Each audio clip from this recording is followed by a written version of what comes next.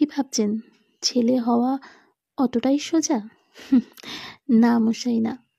ছেলে হতে গেলে সবার আগে চোখের জলটাকেই তো বিসর্জন দিতে হয়।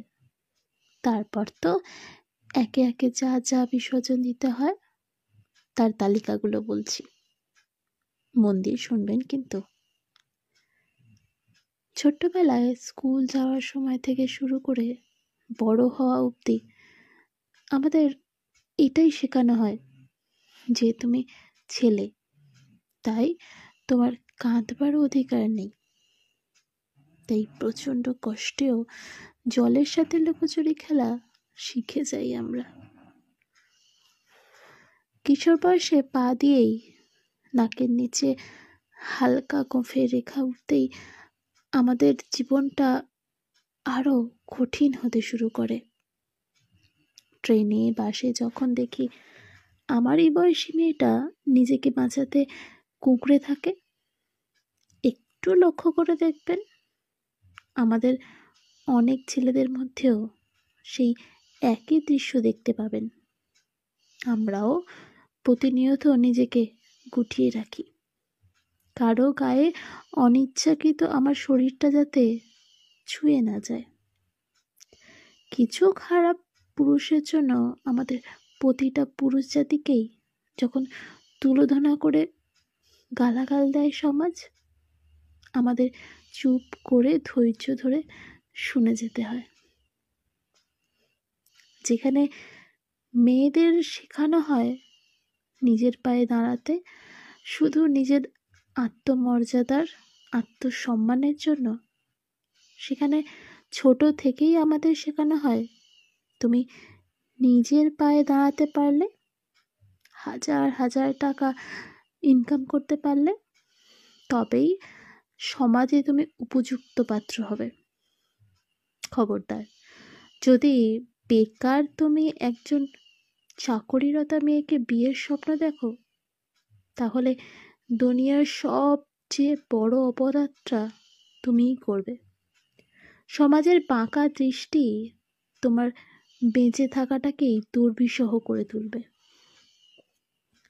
মাঝে মাঝে মনে হয় নিজের জন্য নয়, পাত্রীর বাজারে নিজের দর বাড়ানোর জন্যই আমাদের যত লড়াই। ঠিক এই কারণেই আমাদের অনেক ছেলের প্রেম অঙ্কুরেই বিনষ্ট হয়ে যায়। প্রতিনিয়ত বাস্তব আমাদের শিখিয়ে দেয় চাকরিটা তুমি এখনো পাওনি, তাই অমন সুন্দরী ভালো ঘরের মেয়েকে প্রেমিকা হিসেবে পাওয়ার উপযুক্ত তুমি নও। ব্যাস, আরও একটা বিসর্জন প্রেমের। আবার সরকারি চাকরি পাওয়ার আশায় দিন গুনতে গুনতে আমার পাশের বাড়ির আমারই বয়সী ব্যবসায়ী বন্ধুটির ছেলে প্রায় উচ্চতায় আমার হাঁটুর সমান হয়ে যায়। খুব সৌভাগ্য না হলে তাকেও টিউশন পড়াতে যেতে হয় আমাদের। প্রতি মুহূর্তে বিসর্জন দিতে হয় নিজের আত্মবিশ্বাসকে। বয়সটা তো থেমে থাকে না, আগাছার মতন বেড়েই চলে। এরপর যখন ভাগ্যদেবী সহায় হয়ে আমাদের উপর একটু কৃপা দৃষ্টি ফেলেন, তখন দেখা যায় বুনো আগাছার মতন আমাদের বয়স বেড়ে গেছে। আর পাত্রী দেখতে গিয়ে পাত্র হিসেবে নিজেকে দাঁড় করাতে হয় সরকারি চাকরিরত কাকু হিসাবে। আসলে এইসব টোন টিটকিরিগুলো বেশ হজম করে ফেলি আজকাল। কারণ কি বলুন তো, বেকার শব্দটা শুনতে শুনতে এতদিন পর সরকারি চাকরিওয়ালা কাকুর তকমাটা যখন নতুন করে গায়ে লাগে, তখন আর আলাদা করে নিজেকে ছোট মনে হয় না, বরং নতুন নামটা বেশ সম্মানের মনে হয়। বিয়ের পর যখন বউ আর মায়ের মনোমালিন্যের মাঝে আমি যখন প্রায় পাটি সবটা, তখন আমি বলতে পারি না যে তোমরা নিজেদের বচসা নিজেরাই মেটাও, আমাকে রেহাই দাও। অথচ দেখুন অপরাধ না করেও বাড়িতে মুখ লুকানোর মতন জায়গা খুঁজে পাই না। তখন নিজের মুখটাকে অবিকল নিজের বাবার মতন দেখতে লাগে। তাই বলছিলাম, জানেন, পুরুষ হওয়া অতটাও সহজ নয়।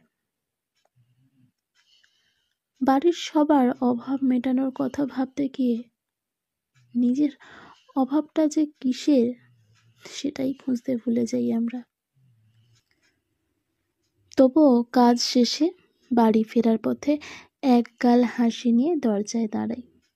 সবার অভিযোগ শুনতে শুনতে আমরা নিজেদের অভিযোগগুলো বলার মতন লোক পাই না। আমাদের একটা বন্ধুবৃত্ত থাকে, আমাদের একটা আড্ডা দেওয়ার রক থাকে, আমাদের একটা পাড়ার মোড়ে বসে সমালোচনা করার জন্য চায়ের দোকান থাকে। কিন্তু বয়সের সাথে সাথে আমাদের সব বিসর্জন দিতে হয়, জানেন। বিয়ের পর তো বাড়ি দেরি করে ঢোকার অপরাধে বউ মুখ দেখা দেখি বন্ধ করে দেয়। একদিন, দুদিন, 3 দিনের দিন অশান্তি বাড়ানোর থেকে নিজের আড্ডা মহলটাকেই বিসর্জন দেওয়া শ্রেয় মনে হয়। অবশ্য বন্ধু মহলে এই জন্য আমাকে স্ত্রৈণ বলে, এক নতুন নামে ভূষিত হতে হয়। এরপরেও বলবেন, বিয়ের পর আমরা পরাধীন হই না? বলছিলাম না, ছেলে হওয়া অতটাও সহজ নয়। জন্মের পর থেকেই দায়িত্ব শব্দটা অনায়াসেই আমাদের সাথে জুড়ে যায়।